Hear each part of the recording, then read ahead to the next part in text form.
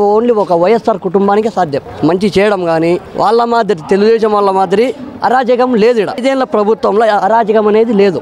అది ఓన్లీ ఒక వైఎస్ఆర్ కుటుంబానికి సాధ్యం. వాళ్ళు ఎప్పుడైనా కానీ ఒకరిని కడుపు కొట్టడం అన్ని మా సార్కు లేదు. మాకు ప్రజల వద్దన పాలన అమ్మఒడి వస్తుంది, గోరుముద్ద పెడుతున్నాడు. వాళ్ళు పెట్టినారా అమ్మఒడి అంటే వాళ్ళకు తెలియదు. చంద్రబాబు నాయుడుకి అమ్మఒడి అనేది తెలియదు. అమ్మఒడి అనేది చంద్రబాబు నాయుడుకి తెలియదు. అసలు ఇంటింటికాడికి రేషన్ వస్తుంది, పింఛన్ వస్తుంది ఇంటికాడ. ముఖ్యంగా పింఛన్ ఎందువలన టీడీపీ ప్రభుత్వం ఉన్నప్పుడు చెట్ల కింద పోయి కూర్చుంటున్నారు. టీడీపీ ప్రభుత్వం ఉన్నప్పుడు ఇట్లా చెట్ల కింద స్కూల్ దగ్గర కూర్చుంటున్నారు. ఇదే ఇప్పుడు జగన్ అన్న వచ్చినాక ఇంటింటికాడి పోయి డోర్ కొట్టి చీకట్లు 5:30కి ఇస్తున్నాడు. పార్టీ మీద అభిమానంతో చెప్పేది, చేసే సేవ మీద మేము అభిమానంగా చెప్తున్నాం. అంటే సంక్షేమం ఉంది, అభివృద్ధి లేదా? వాడు ఎవరో 100కి ఒక్కడే అనేది, అది అందరికి అనడం లేదు. 100కి ఒక్కడే అనేది, అది సరిపోనోడైతేనే. మనం తినకపోని ఒకటే విధంగా ఉండే ప్రభుత్వం ఒక జగనన్న ప్రభుత్వమే. ఇప్పుడు మరి షర్మిల గారు కూడా, ఇప్పుడు నల్లిరెడ్డి సునీతారెడ్డి గారు కూడా అప్పుడు ఏమంటున్నారంటే, నేను రాజశేఖర రెడ్డి వారసుని, రాజన్న బిడ్డని అంటున్నారు. ఆయమ కూడా వైఎస్ఆర్ కుటుంబరాలే. ఆయమ ఘన ఫస్ట్లో 5 ఏళ్ల కిందట ఎట్టునేదో ఇక్కడ కూడా ఇప్పుడు కూడా అదే మాదిరిగా ఉండింటే ఆయమ వైఎస్ఆర్ కుటుంబానికి ఆడబిడ్డని మేము ఆయమను తీసేయము. ఆమె ఏదో ఆయమ సమస్యల వల్ల వాళ్ళు డ్రాప్ అయిన దాని గురించి మేము మాట్లాడాం. పప్పు చేసే పని పప్పుగాడు చేస్తున్నాడు చంద్రబాబు నాయుడు. లాస్ట్ కాటిసీనికి వచ్చింది ఆయనకు ఏమీ లేదు. మనము పొత్తు తెచ్చుకోలేము. మేము జగన్ సారు పొత్తు తెచ్చుకోవాలి అందరి మాదిరి. వాళ్ళు టీడీపీలో 3 పొత్తులు ఉన్నాయి, వైఎస్ఆర్కు పొత్తులు లేవు. మేము ఒకటే దాని మీద సిద్ధంగా ఉంటే సిద్ధంగానే ఉన్నాం. పవన్ కళ్యాణ్ దించేస్తానంటున్నాడు. ఆయన సినిమాలకైతే తరమేది. పవన్ కళ్యాణ్ ఒక సినిమా తీసుకొని అయితే తరమేది. రాజకీయం అనేది పవన్ కళ్యాణ్కి తెలియదు. ఎందుకంటే చంద్రబాబు నాయుడు పొత్తు వచ్చినాడు, చంద్రబాబు నాయుడు ఉన్నాడు, పవన్ కళ్యాణ్ పొత్తు తెచ్చుకున్నాడు, బీజేపీని పొత్తు తెచ్చుకున్నాడు. ఈ 3 పొత్తు వచ్చే పొరపాటు నేను కూడా నిలబడే, నేను కూడా గెలుస్తాను చెప్తా. మనం చేసినాము అభివృద్ధి, ఏం చేసినాము, ఏం చెందాలా అది తెలిసినోడైతే రేపు పొద్దున ఆలోచించి. దేశ చరిత్రలో కనీవిని సీఎం ఎవరంటే జగన్మోహన్ రెడ్డి గారే. ప్రతి ఒక్క పథకం కానీ ఏదైనా కానీ ఇప్పుడు అందరూ వచ్చి మేము ఇస్తాం అంటున్నారు. గతంలో ఎవరేం చేయలే. కరోనా టైంలో 2 ఏళ్ళు ఎవరే కానీ ముందుకు రాలే. ఓన్లీ జగన్మోహన్ రెడ్డి గారు వచ్చి ప్రతి ఒక్కరికి వాలంటీర్లు కానీ ఎవరైనా కానీ ప్రతి ఒక్కరిని ఎంప్లాయీస్ కానీ అందరినీ తొందరపెట్టి ప్రతి ఇంటికి పంపించి కరోనా టైంలో ఆదుకునే ఏకైక వ్యక్తి జగన్మోహన్ రెడ్డి గారు. గతంలో 5 ఏళ్ల కింద ఇచ్చిన మేనిఫెస్టోలో ఉంది 3 సిలిండర్లు ఇస్తా అని, ఇంతవరకు ఇవ్వలేదు.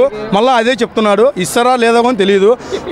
మన జగనన్న చెప్పింది ఉండేది మకాన చెప్తాడు. ఏదైనా కానీ మేము ఇస్తాం, మేము మాట ఇచ్చినామంటే తప్పకుండా చేసేసే ఏకైక వ్యక్తి జగన్మోహన్ రెడ్డి గారు. ప్రజలంతా సుభిక్షంగా ఉండాలంటే జగన్మోహన్ రెడ్డి సార్ గవర్నమెంట్ రావాలా.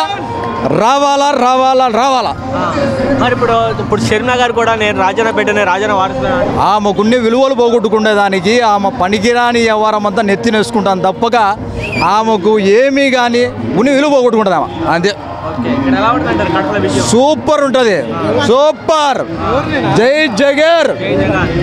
జగన్. పిల్లోళ్ళ కానించి అమ్మ ఒడి కానించి మొదలు పెట్టుకుంటే ప్రతి ఒక్కటి కూడా మధ్యవర్తులకు కానీ ముస్లిం ముతులకు కానీ ప్రతి ఒక్కరూ హ్యాపీగా ఉండరు. ఇప్పుడే కాదు, నెక్స్ట్ టర్మ్ కూడా జగన్మోహన్ రెడ్డి గవర్నమెంట్ రావాలా. వస్తే ఆంధ్రప్రదేశ్ ఇంతకు 3 ఇంతలు డెవలప్లో కూడా స్పీడ్ అందుకుంటుంది. కడపలో ఇప్పటికే చేసినారు, ఇంకా రావాలా. ఇంకా ఈ మన పారిశ్రామిక సంబంధించినవి అన్నీ కూడా వస్తే యువతకు మంచి మేలు చేకూరుతుంది. మంచి ఉద్యోగ అవకాశాలు వస్తాయి. రావాలా, ఇంకా చేయాలంటే జగన్ సార్ ముఖ్యమంత్రి కంటిన్యూ కావాలా. ఒక 5 సంవత్సరాలు కానీ 10 సంవత్సరాలు కానీ కంటిన్యూ అయితే ప్రతి ఒక్కరికి కూడా న్యాయం జరుగుతుంది. జగన్ యొక్క 5 సంవత్సరాల కాలం మీరు చూసిన చాలామంది కూడా అందరికీ తెలిసిందే. ఇప్పుడు కూడా జగన్ వైపే చాలామంది మొగ్గు చూపుతున్నారు. చాలామంది ఏమన్నారంటే సంక్షేమం ఉంది, అభివృద్ధి లేదంటున్నారు. ఇక్కడ ఎలాంటి అభివృద్ధి జరిగిందంటారు? సంక్షేమాభివృద్ధి లేదనేది అది ఎవరన్నా అంటే తెలియక చెప్పడమే కానీ తెలిసిన వాళ్ళు ఎవరు అనడం లేదు. ఎందుకంటే మన కళ్ళ ఎదుటనే ఉన్నది.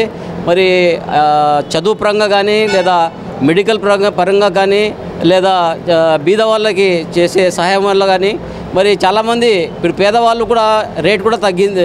పేదరికం రేటు కూడా ఇప్పుడు తగ్గింది. ఇంతకుముందు ఉన్న గత 5 సంవత్సరాల క్రితం ఉన్న పేదరికం రేటుకును ఇప్పుడున్న పేదరికం రేటుకు చూసినామంటే మరి పేదరికం అనేది తగ్గింది.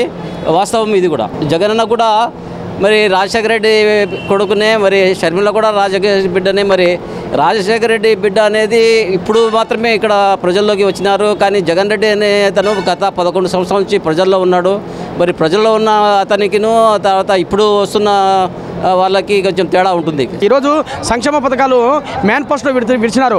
ఒక కుటుంబంలో ఉండే పిల్లలకు మొత్తం అమ్మఒడి అంట 15,000 అట్లా 4,000 పెన్షన్ అంట.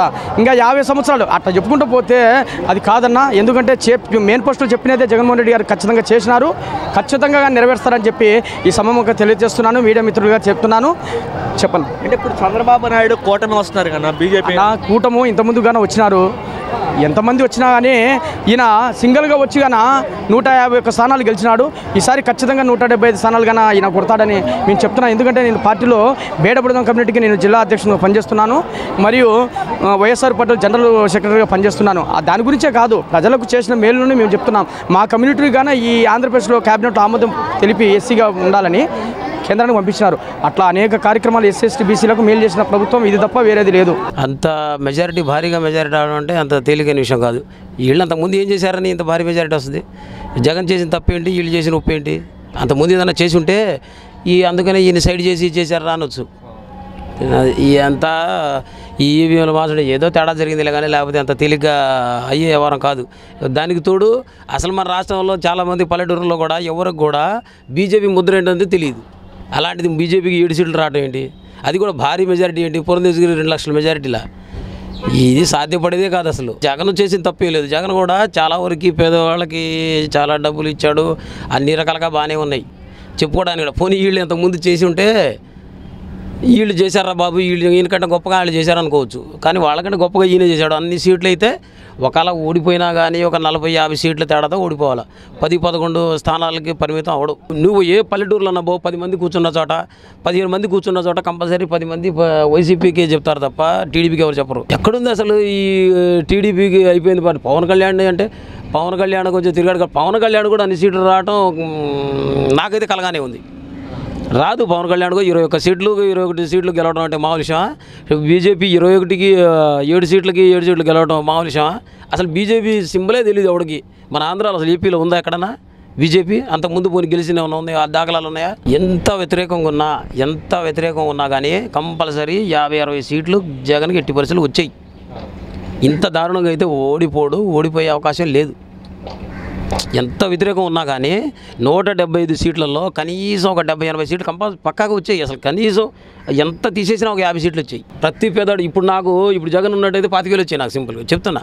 అమ్మఒడి 15,000 దాకా వచ్చాయా? ఆటోకు 10,000 వచ్చాయా? ఈ నెలలో వచ్చేయలేను. అంటే జగన్ కంటే ఎక్కువ పథకాలు ఇస్తాను అందువల్ల వీళ్ళ వల్ల కాదండి. జగన్ కంటే ఎక్కువ పథకాలు అవన్నీ సుత్తి మాటలు. వీళ్ళు అంతకుముందు చెప్తున్నా కదా, నేను రాజశేఖర రెడ్డికి హయాంలో ఉన్నప్పుడు నేను రాజశేఖర రెడ్డికి ఓటు వేయలేదు. ప్రజారాజ్యంకే ఓటేసాను. నేను చిరంజీవికి యూత్ లీడర్, మా ఊళ్ళో నేను చిరంజీవికి ఓటేసాం. పక్కాగా చెబుతున్నాగా ప్రజారాజ్యం. నాకు అప్పటి నుంచి కూడా రాజశేఖర రెడ్డి ఉన్నప్పుడు కనుక చిరంజీవి ఉన్నట్టయితే ఒకరోజు సీఎం అయినా చేసేవాడు కదా అనిపించింది. రాజశేఖర రెడ్డి ఉన్నప్పుడే కనుక చిరంజీవి కాంగ్రెస్లో జాయిన్ అయినట్టయితే కంపల్సరీగా రాజశేఖర రెడ్డి చనిపోయిన తర్వాత ఒకరోజు సీఎం అయినా చేసేవాడు. సామాన్య ప్రజలు ప్రతి ఒక్కరికి కూడా జగనన్న మీద నమ్మకంతో బ్రహ్మరథం పడతారు. ఈసారి కూడా ఖచ్చితంగా జగనన్నే వస్తాడు. ఓకే. మరి ఇప్పుడు వైసీపీ ఇప్పుడు వాళ్ళు షర్మిల కానీ ఇప్పుడు సునీతారెడ్డి కానీ ఇలా వాళ్ళందరూ శనిలమ్మ కూడా అక్కడ పార్టీ పెట్టి తీరా దగ్గరికి వచ్చిన తర్వాత పార్టీ మూసి వచ్చేసింది. ఇక్కడికి వచ్చి ఏదో వాళ్ళు ప్రతిపక్ష వాళ్ళ మాటలని వాళ్ళు ఏదో కుట్రతో అట్లా చేస్తున్నారు తప్పితే వీళ్ళకు ఎలాంటి సంబంధం లేదు. అది